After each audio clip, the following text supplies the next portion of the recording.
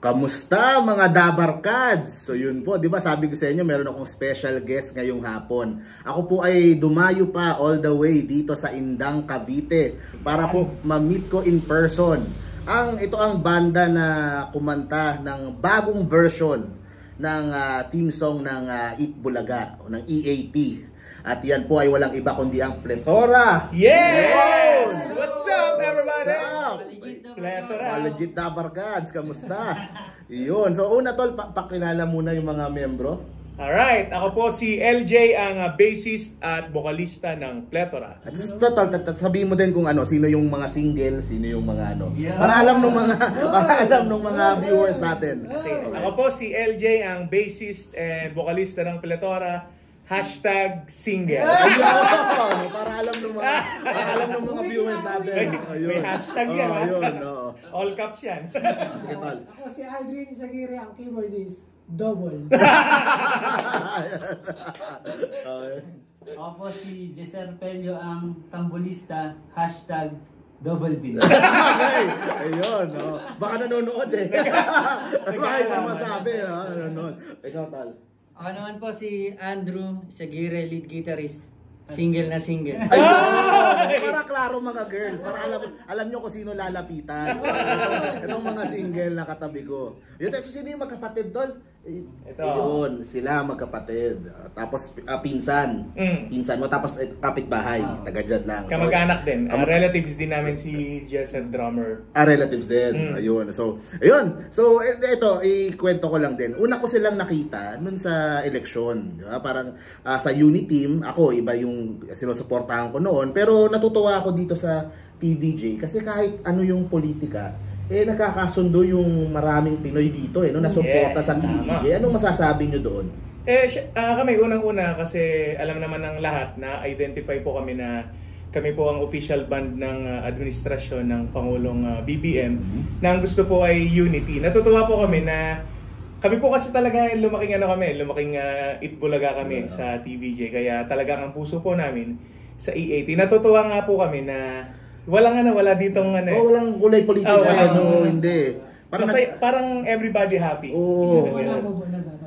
Parang TVJ ang nakapag-unite ng sambayan ng Pilipino laban sa China.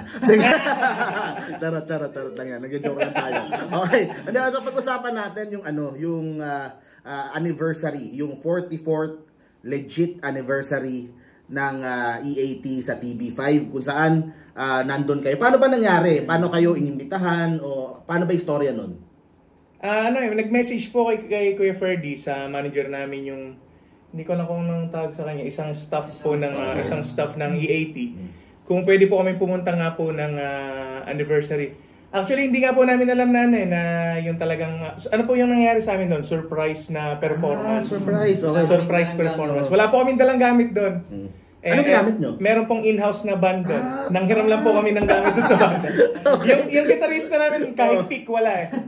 Yung drummer namin, walang drumstick. As in, na-surprise po kami. Pero overall, sobrang thankful kami sa TVJ, sa EAT, sa TV5, sa opportunity na makapag-play po kami nung ginawa po naming version ng song. Modern version. Modern version. Ano po yun ginawan po na ni Kuya Ferdy ng ibang lyrics din yung song na hindi siya dikit na dikit yung lyrics. Hindi talaga dikit. Malayo talaga dun sa lyrics ng original na theme song ng Itbulaga. Pero nandun pa rin yung touch ng melody. So ano nangyari? Parang nakita nila yung ginawa nyo na theme song. Parang nag-cover kayo nung Itbulaga theme song tapos nag-viral yata yung na yun. Tapos yun ang nakita nila kaya inibitahan kayo. Nagsimula po kasi yun nung nagpaalam yung TVJ sa kabilang network. Syempre apektado kami nun.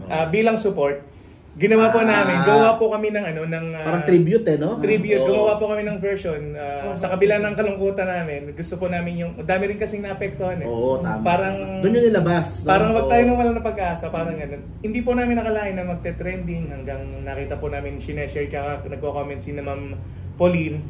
Sinishare nila ang galing. Sa Facebook, sa TikTok, sa YouTube. Hanggang sa yun, nag-opening nga po yung EAT sa TV5. Tapos ang dami nagpo-post, dami nagko-comment. Parang pinipetisyon kami na maging na So parang maging mga fans pala ang talaga parang crowdsource, no? Parang pinush ng fans na maging yung kanta nyo ay mapatugtog sa bagong show. Yes ng po, ganun Tito na Vic yan. and Hanggang Joey. sa, yun na nga po. Napansin po nila na, ayun, kinontak po kami. Kasi yung ginagawa po namin, ano siya fan-made po eh. Baka mapagkamalian po na iba na kinokontak kami para gumawa nito. Hindi po, fan-made. Talagang supporter po kami ng TVJ po. Yun naman kasi merong mga nagsasabi sa kung sino man na baka yung mga banda o yung mga vloggers o yung mga bayad, hindi po kailangang magbayad ng TVJ kasi po organic po lahat at galing sa puso ng mga supporters po nila. Nakita ko naman nitong huli, meron kay theme song din na kayong ginagawa para kay Mayor Jose. Ano naman storya nun? Ano naman ang storya nun? Natuwa kasi kami yung ginawa ni... Biglang-bigla po kasi lumabas sa sa segment ng Sugod Bahay. Sa AAT yung si Mayor kasi tatakbo daw siya. At siya daw yung kauna-una magiging presidente. Mayor ng buong Pilipinas. Kahit matalo siya, hindi matatalo yan. Kasi pinangalak na manalo. Natuwa po kami kasi parang nabaliktanaw po ba namin yung experience namin during campaign. Alaman po ng lahat na talagang kami po ay nasa campaign po kami nung nakaraang presidential election. Kaya gumawa po kami nung ginawa namin siya ng jingle. Pang-eleksyon, pang-kampanya. Yun. Tapos syempre sa una may kulitan. Baka akala ng iba seryoso kasi nagtatanong, saan ba tatakbo si Mayor? Hindi po ano yan. Meme yan, kulitin yan. Tapos nag-trending po ulit siya hanggang sa may mga kumontak nga po kay Kuya Ferdy.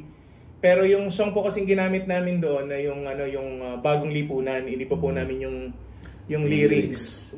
Nangangamba po yung iba o yung ibang kumokontak baka daw masilip o ganito, pero hindi po hindi naman. Kasi naman all katuwaan naman yung lahat. Diba? Pero safety po ang ginawa po namin. Gumawa po ulit kami ng bagong song. Bagong version. Original melody, original para wala na lang original. Tama. Yun po yung na-release din po namin sa social media ngayon. Nakaka-release na lang. So check out nyo yun yung kay Mayor Jose na ginawang theme song, fan-made ng Plethora. Tapos nakita ko din, nakikijam din dito si Zombie. Pumunta siya dito mismo. Yes, dito. Tapos kamusta siya? Kamusta siya makasama at masarap siya kasama masarap ka banding. Pinoy na Pinoy pa. Alam mo yun, parang kahit galing siya sa abroad, no? Pinoy, parang tsaka mabilis namin siya magiging ka-close kasi nagtatagalog. Pag English mga medyo hindi namin ka-close yan. Medyo lang. Pero si Zombie, mabait siya, very cool, very happy. Saka siya, Ilocano maging Ilocano. Galing sa madaming language kaya napansin ka agad Tsaka down to earth. Humble lang. Humble siya. Humble, no? Ngayon, di ba, Dabarkads na siya, kasama na siya, pero pa rin, napaka-humble pa rin. Naging on the spot nga yung jamming namin ni Tuge Zombie. Kumbaga dalo lang siya, kwentuhan. Sabi namin, kanta tayo, jam tayo. Talaga, pwede, sabi niya. So, hanggang sa, nag-cover po kami ng 2 song. Madami po siyang alam madami siyang alam na mga Tagalog songs. Ang galing. Ito, last question na lang. Ito medyo ng konti. Kasi yung isang kampo, parang sinasabi na parang gusto din yatang angkinin yung original theme song ng Itbulaga. Okay? Kayo, anong tingin nyo doon? Sino ba dapat ang may-ari nung theme song? Yung original, yung mula Batanes hanggang Ulo. Para sa inyo, tingin nyo, sino dapat ang may-ari nun? Yung sa sarili po naming pananaw dito, kasi wala naman po kaming alam masyado sa mga legality ng ganyan. Pero sa pananaw po namin, tsaka sa tingin po namin, kasi nakagisnan kasi namin talaga na TVJ yung gumagamit ng tunog. Pag sinabi mong Itbulaga, TVJ yan. Parang lahat ng program doon, ang unang initial na maiisip mo, mararamdaman mo, nandun yung TVJ. Kaya yung sa amin, sa kanila yung talaga. Tsaka si Bossing Vic din naman ang sumulat nung. Yun nga, syempre yung sa legal, hindi naman tayo mga abogado, hindi naman wala tayo. din po kami alam sila na doon, basta tayo good vibes lang, suporta lang at enjoy lang at yun, and suportahan natin ito pong legit Dabarkads sa TV5. So any final words invite nyo sila sa mga pages nyo o sa mga gigs. Yes! So ayun, everybody.